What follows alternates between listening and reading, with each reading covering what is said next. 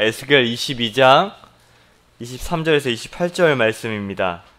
에스겔 22장 23절 여호와의 말씀이 내게 임하여 이르시되 인자야 너는 그에게 이르기를 너는 정결함을 얻지 못한 땅이요 진노의 날에 비를 얻지 못한 땅이로다 하라. 그 가운데에서 선지자들의 반역함이 우는 사자가 음식물을 움킴 같았도다. 그들이 사람의 영혼을 삼켰으며 재산과 보물을 탈취하며 과부를 그 가운데 많게 하였으며 그 제사장들은 내 율법을 범하였으며 나의 성물을 더럽혔으며 거룩함과 속된 것을 구별하지 아니하였으며 부정함과 정한 것을 사람이 구별하게 하지 아니하였으며 그의 눈을 가리어 나의 안식일을 보지 아니하였으므로 내가 그들 가운데에서 더럽힘을 받았느니라. 그 가운데 그 고관들은 음식물을 삼키는 이리 같아서 불의한 이익을 얻으려고 피를 흘려 영혼을 멸하거늘 그 선지자들이 그들을 위하여 회를 칠하고 스스로 허탄한 이상을 보며 거짓 복수를 행하며 여호와가 말하지 아니하였어도 주 여호와께서 이같이 말씀하셨느니라 하였으며. 말씀의 제목은 선지자 제사장들의 죄, 선지자 제사장들의 죄란 제목으로 말씀 참고하도록 하겠습니다. 오늘 24절을 보면 하나님께서 에스겔을 향하여 인자야 너는 그에게 이르기를 너는 정결함을 얻지 못한 땅이요 진노의 날에 비를 얻지 못한 땅이로다 하라고 이렇게 지금 말씀하고 있습니다. 여기서 여기 그는 이 넓게는 가나안 땅을 가리키고 좁게는 예루살렘을 가리킵니다.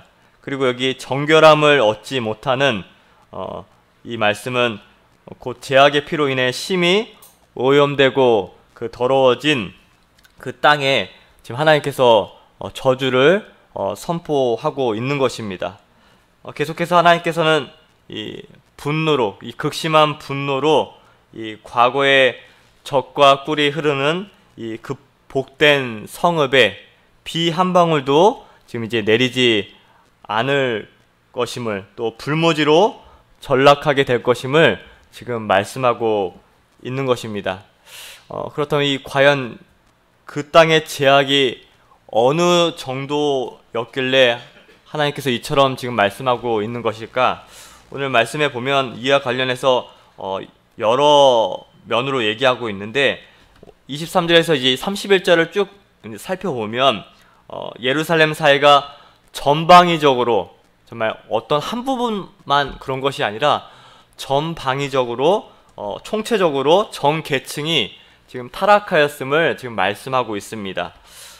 이 제사장, 오늘 26절에 보면 제사장, 또 27절에 보면 정치 지도자들, 또 28절에 보면 선지자들, 또 29절에 보면 백성들, 지금 전 계층적으로 또 전방위적으로 할 것 없이 악을 행하지 않는 자들이 하나도 없었음을 우리는 알 수 있습니다. 실로 이처럼 예루살렘은 악인의 죄인들의 소굴이 되었음을 발견할 수가 있습니다. 하나님께서는 예루살렘에서 적과 꿀이 흐르는 축복을 주시기 위해 은혜의 비를, 은혜의 소낙비를 준비하셨음에도 불구하고 도저히 그 은혜의 비를 내릴 만한 근거를 찾을 수가 없는 것입니다.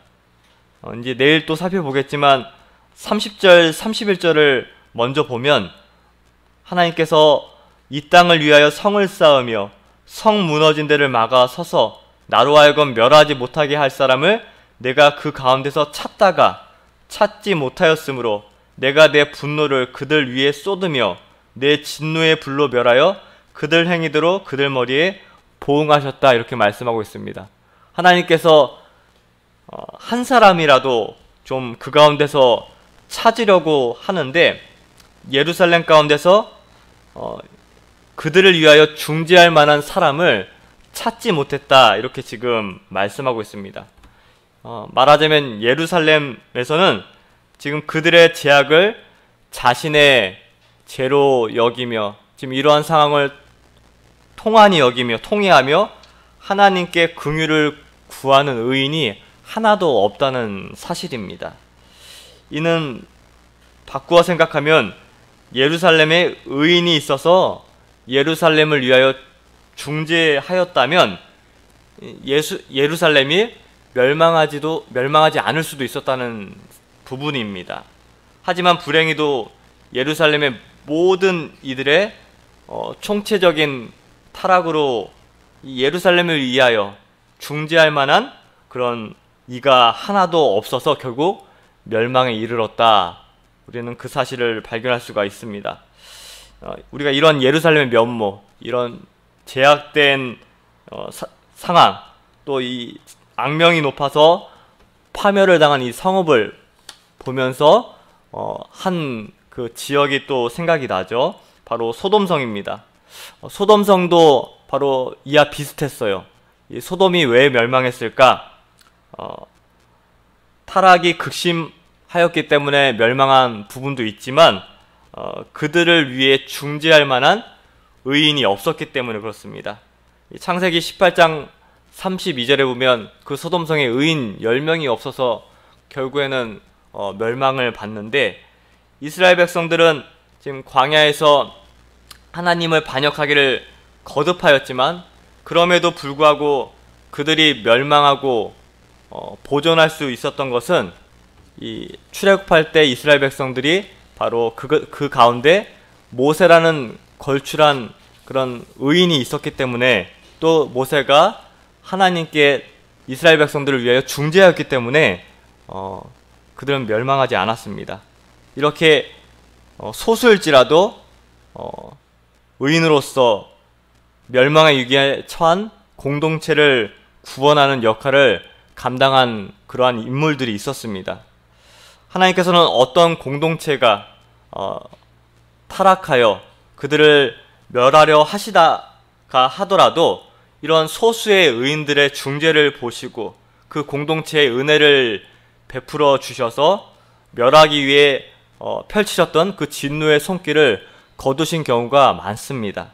그러한 점에서 볼 때, 또 오늘 말씀을 통해서 우리 성도들의 역할이 얼마나 중요한가를 우린 더욱더 깨달아야 하는 것입니다. 특별히 이 시대가 점점 더 극악무도한 제약의 세대로 지금 무너지고 있는데, 이러할 때 더욱더 이런 의인의 역할, 또 소수의 의인이라 할지라도 깨어있는 성도들의 역할이 얼마나 중요한지 깨닫게 되는 것입니다. 오늘 우리가 살아가고 있는 이 세상은 너무나 악하고 패역한 길로 치닫고 있습니다. 따라서 이 세상은 언제라도 하나님의 심판의 대상으로 전락한다고 해도 이상하지 않은 그런 시대입니다. 그런데 이러한 상황에서 우리 성도들조차 이 세상의 시류에 휩쓸려서 타락의 길로 따라 나아간다면, 또 교회가 그러한 시대에 동조한다면 더 이상 이 시대에는 아무런 소망도 없는 것입니다. 그러므로 우리 성도들은 이 세상이 아무리 악으로 치닫는다 할지라도 깨어있고 또 세속에서 저희들을 지켜서 물들지 않고 경건에 이르도록 더욱더 힘쓰고 노력해야 하겠습니다.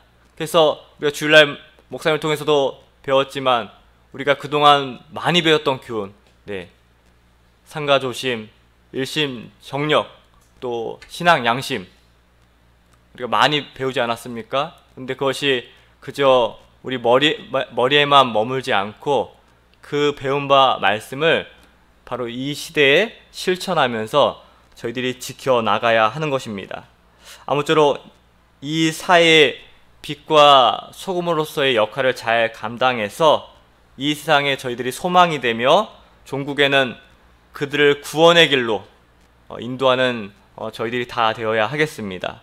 또 이어서 계속 보면, 오늘 말씀을 계속 이어보면 오늘 본문에서 당시 전 계층이 다 타락했다고 말씀을 드렸는데, 지금 제사장, 고관, 선지자, 일반 백성 할 것 없이 지금 사회 전 계층이 총체적으로 지금 타락하였음을 오늘 본문의 말씀은 지금 알려주고 있습니다.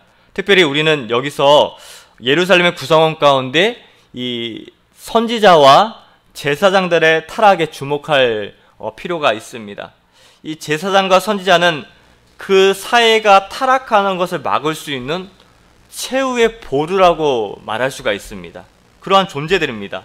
왜냐하면 이 제사장과 선지자들은 더 특별하게 하나님 앞에 구별받은 존재, 또 선택받은 존재들인데 바로 이들이 백성들을 영적으로 선도해야 할 중차대한 직임을 부여받은 그런 자들입니다. 즉 백성들에게 거룩의 본을 보여야 할 영적 선각자요 지도자들입니다. 그런데 이들도 지금 타락하고 있음을 오늘 말씀은 알려주고 있는데, 특별히 먼저 제사장은 이 백성들에게 율법을 가르치고 또 지키게 하며 그들로 하여금 거룩한 것과 속된 것이 무엇인지, 또 정한 것과 구별될 것이 무엇인지를 가르쳐 줘야 됩니다. 그런데 그들이 26절에 보면 그 제사장들은 내 율법을 범하였으며 나의 성물을 더럽혔으며 거룩함과 속된 것을 구별하지 아니하였으며 부정함과 정한 것을 사람이 구별하게 하지 아니하였으며 그의 눈을 가리어 나의 안식일을 보지 아니하였으므로 내가 그들 가운데서 더럽힘을 받았느니라.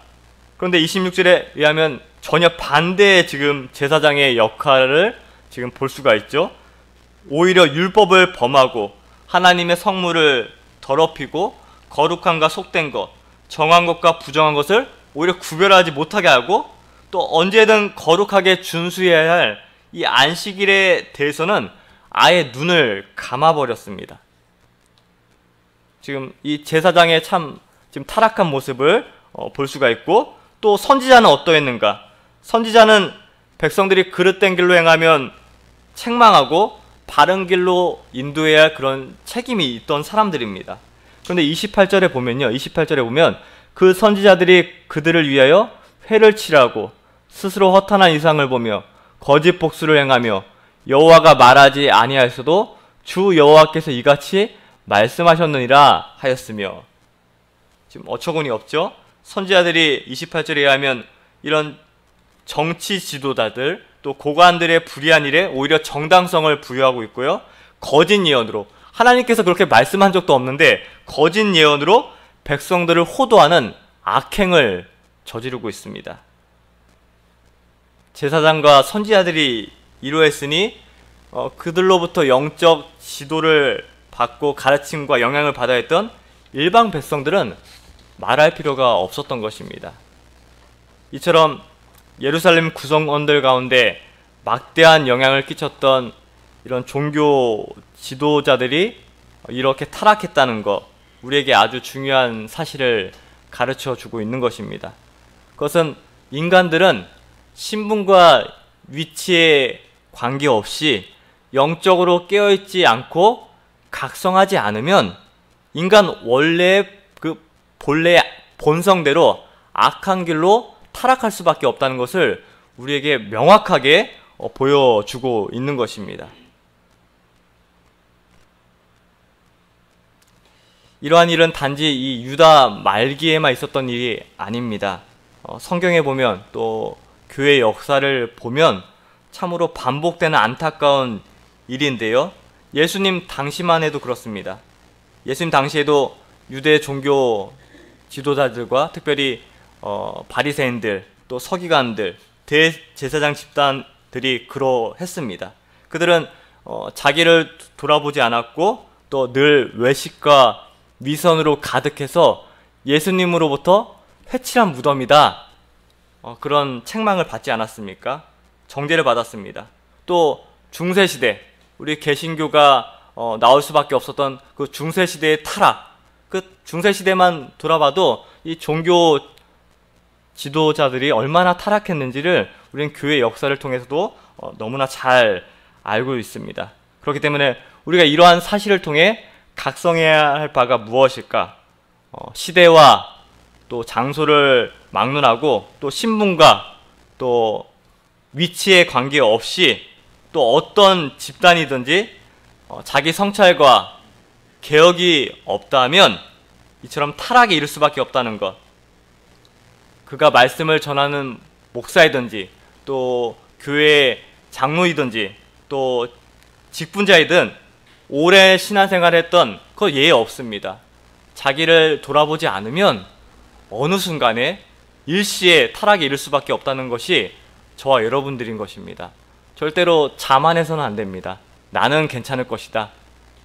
나는 믿음에 있는 사람이다. 나는 기도하는 사람이다. 아닙니다. 우리 인간들은 절대로 자만해서는 안 됩니다. 어느 순간에 제약된 길로 떨어질지 모르기 때문에 우리는 늘 사도 바울 같이 그런 마음가짐을 가져야 돼요. 사도 바울이 로마서에 보면 나는 오호라 공고한 사람이로다. 이 사망의 몸에서 누가 나를 건져내겠느냐 탄식하며 늘 자기의 연약함, 자기의 부족함, 자기의 죄성을 고백했습니다. 그래서 항상 자기를 쳐서 복종시킨다고 사도 바울은 고백했습니다. 이러한 자기 속의 죄성을 인하여 나는 날마다 죽노라 고백하면서 늘 자신을 성찰하는 저와 여러분들이 되었으면 좋겠습니다. 그래서 우리도 이러한 자세를 늘 견지해서 살아갈 때 위선과 가식과 제약에 빠졌던 오늘 유다 말기에 이런 제사장들 또 선지자들과 같은 타락의 유혹에서 벗어날 수 있을 뿐 아니라 진정 성도다운 삶, 또 하나님께서 원하시는 믿음의 백성들로 살아나갈 수 있을 것입니다. 오늘 말씀을 통해서 우리가 한 두 가지 교훈 받았습니다.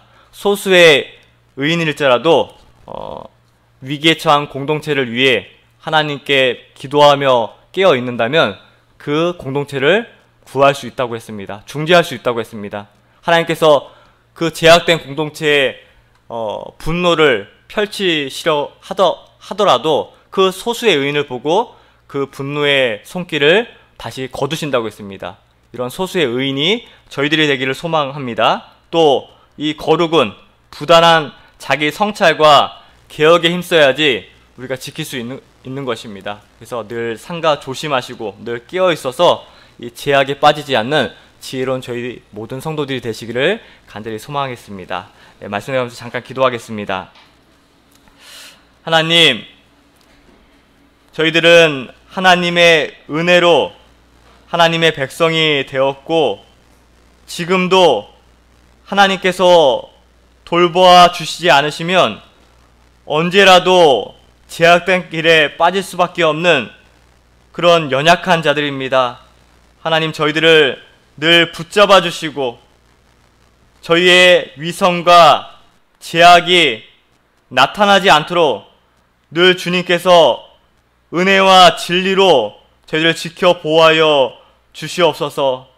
이 세상이 너무나 제약이 관영해서 타락의 길로 빠르게 진행되고 있는데 저희들 이러한 시대에 영향받지 않고 저희가 속한 가정과 교회와 저희 개개인이 힘써 믿음을 지켜나아감으로 말미암아 아무리 세상과 우리가 속한 공동체가 타락한다 할지라도 저희들의 깨어있음을 보시고 하나님, 우리 가정과 우리 자녀들과 우리 교회를 하나님 세상으로부터 지켜 주시옵소서. 또 그러한 중재의 역할을 감당하는 저희들이 되게 하여 주시옵소서. 또한 하나님, 저희들 어느 순간에 넘어질지를 모르니 늘 사도 바울과 같이 자기를 쳐서 복종하며 또 늘 자기의 연약함을 하나님께 의탁하며 하나님의 은혜로 살아나아감으로 말미암아 이 타락의 유혹에서 벗어나며 또 승리하는 저희들 되게 하여 주시옵소서. 이번 한 주도 하나님 교회 건축 잘 진행되게 하여 주시옵시고 특별히 오늘 교단 총회가 있사오니 이 총회가 하나님의 뜻을 이루어드리는 귀한 성총회 되게 하여 주시옵소서. 감사드리오며 예수님의 이름으로 기도하옵나이다. 아멘.